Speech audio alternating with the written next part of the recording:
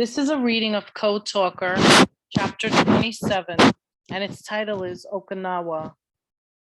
Iwo Jima was the key. It opened the door to the invasion of Japan and the end of the Pacific War.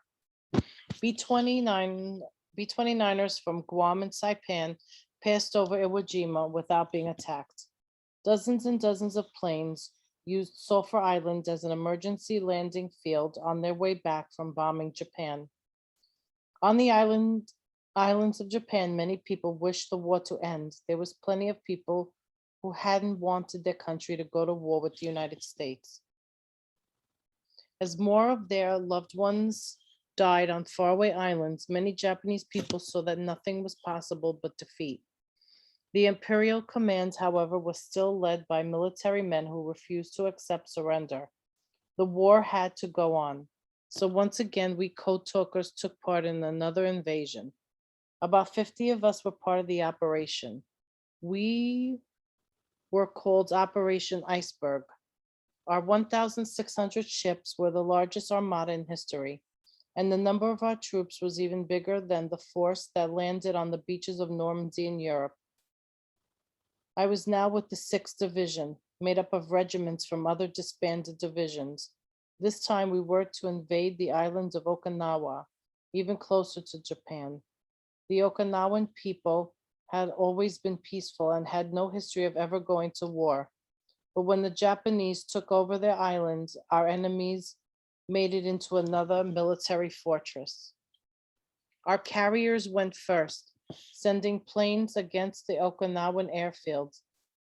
Many enemy aircraft were destroyed on the ground, but others took off to attack our ships. Kamikaze planes fell out of the sky toward our carriers. Those swarms of small planes looked to me like wasps whose nest had been poked by a stick.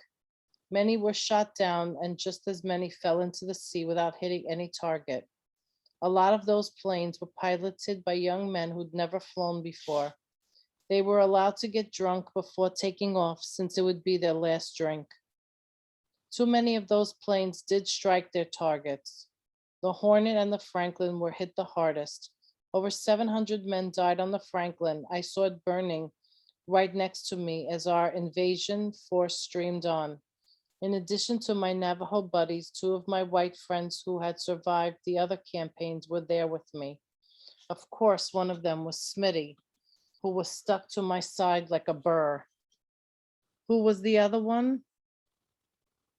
One of the greatest surprises I have ever had in my life came just after we left port for Okinawa. As I stood by the rail, a familiar drawling voice spoke up next to me.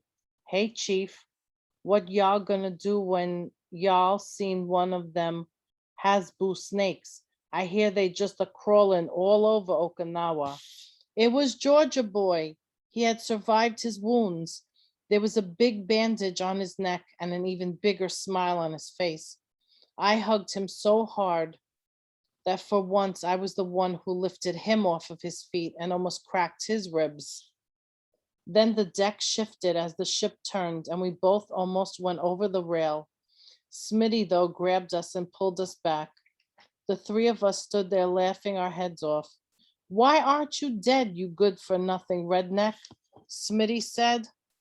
"Can't kill a cracker with just one little Jap bullet," Georgia boy answered, grinning. We weren't the only ones grinning. The mood on board our ship was really good.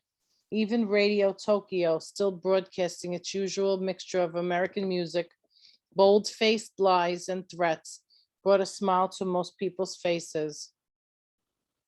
"This is 0 hours, boys. It's a broadcast for all of you American fighting men in the Pacific, particularly those standing off the shores of Okinawa, because many of you will never hear another program. Here's a nice number for you. Going home. It's nice work if you can get it." There was a time when ominous words like those from Tokyo Rose had made the hair stand up on the back of my neck. Now those broadcasts just amused me. Many of us Marines were spending more time joking and talking about how the war had to end soon than worrying about the impending battle. What are you going to do when you get home, Chief? Smitty asked me. He's going to eat mutton, Georgia boy said, chuckling. Me, Smitty said, I'm going back to college. That GI Bill is going to give me a free education. I didn't answer them. Much as I wanted to go home, deep in my heart, it was still hard for me to believe that the war was almost over. Okinawa still lay ahead of us and the other islands of Japan. April 1st was landing day on Okinawa. It was also Easter Sunday. 154,000 of us GIs and Marines were poised to hit the Hagushi beaches. As I climbed into the boat, my stomach felt tight as a drum. Would this be like it was on Iwo Jima? Once again, as the boat powered through the waves, there was no enemy fire at all. All that greeted me as I stepped out onto the rocky shore was a gentle breeze. I dreaded what would happen next. Would there be another ambush as soon enough? Would there be another ambush as soon as enough of us were on the shore? But as more and more men came out of the water, there was still no resistance at all. Hour after hour passed. The only thing that broke the quiet was the roar of amphibious tanks. Before long, all of us were calling that day by a new name. This ain't landing day, Georgia boy said as we sat watching more and more troops and equipment follow us up the beach. This here is love day. Taking this here place gonna be easy for us as it was for my Yankees to win the series in 43. Hey, Georgia boy, Smitty said, have you ever heard the song? He began whistling Meet Me in St. Louis. It made us all chuckle, even Georgia boy. That past October, the Yankees had not even made it to the World Series. It turned out to be a Missouri special, with the St. Louis Cardinals winning in 4 over the St. Louis Browns. By nightfall, we had already reached objectives that was supposed to have taken days.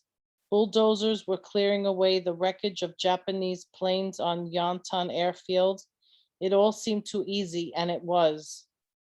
On April 8th, we hit Kakazu Ridge. The Japanese soldiers had pulled back and dug in to wait for us. Their first line of defense was a long rocky ridge heavily fortified, but so camouflaged we didn't know it was there. Their plan was to hold us off at their defense lines, to be the rock that would break the sword of our attack. The Japanese Imperial General headquarters wanted to bleed us white. They hoped that so many Americans would die, we'd lose heart and stop our attacks. That was the idea of one of their best military men, General Ujima, and it almost worked. I don't mean that we almost gave up, but it took a long time and we lost so many good men. Our battle for Okinawa was some of the bloodiest fighting in the war. It was made even harder because there were no good roads, and the island was crossed by ranges of hills running from east to west. We had to fight from one ridge to the next. It seemed it would never end. I had spoken so much about other battles I saw that I will say little more about Okinawa. Then it took us 83 days. The island was finally declared secure on June 2nd, 1945. On that same day, General Ushijima committed suicide. 12,000 Americans were dead or missing. 30,000 of our smaller ships had been sunk by the kamikazes,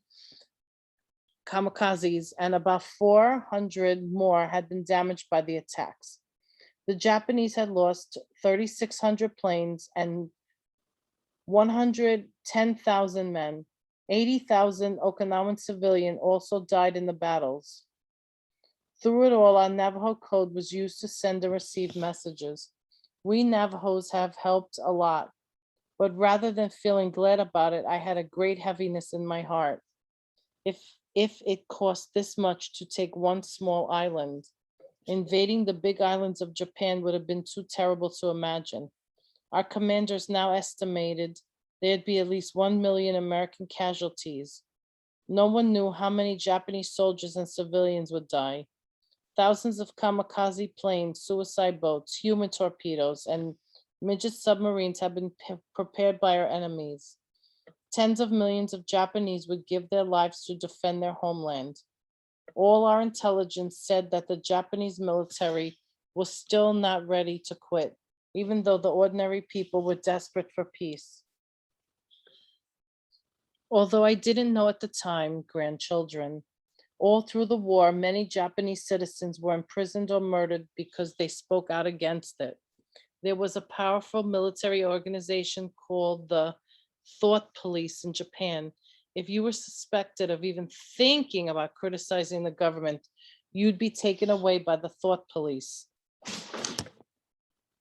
It was so hard for the Japanese to speak up because they believed that their emperor was a god, the son of the sun god. They had to do what they were told because their emperor could do no wrong. Some brave Japanese people tried to let their emperor know how they felt. There were some men whose sons had died during the war, who chose a certain way to tell the emperor that there had been enough sacrifice. They did so through the sacrifice of their own. First, it was only a few, but by the last year of the war, there were many. Each grieving father sent a small package carefully wrapped to the imperial palace. None of those packages ever reached the emperor. They were quickly disposed of by men who had been appointed to keep all bad news from reaching Emperor Hirohito. Each package contained the sender's right index finger. It seemed that Emperor Hirohito did not know what was truly happening much of the time. Any Japanese defeat was too embarrassing for the military leaders to admit to their immediate supervisors, much less to their divine emperor. The real power in Japan during World War II was held by the Supreme Military Council, who assured the emperor that their decisions were best for their nation. While we kept secrets from our enemies kept secrets from each other, lying to their own people about what was truly happening. One of the saddest messages we code talkers ever received came on April 12th, 1945. As soon as I got it on my radio, I took off my headphones. I couldn't talk. My throat was choked up and my eyes were filled with tears. Johnny Manuelito was my partner in the radio room that day. He put his hand on my shoulder. "What is it?" he asked. "Our FDR is gone." I finally managed to answer in a choked voice. "The President of the United States has died." It was a great shock to everyone. Few people knew how sick President Franklin Delano Roosevelt had been. Now everybody knows too much about everybody, even the personal lives of our leaders. Back then, though, things like that were kept private.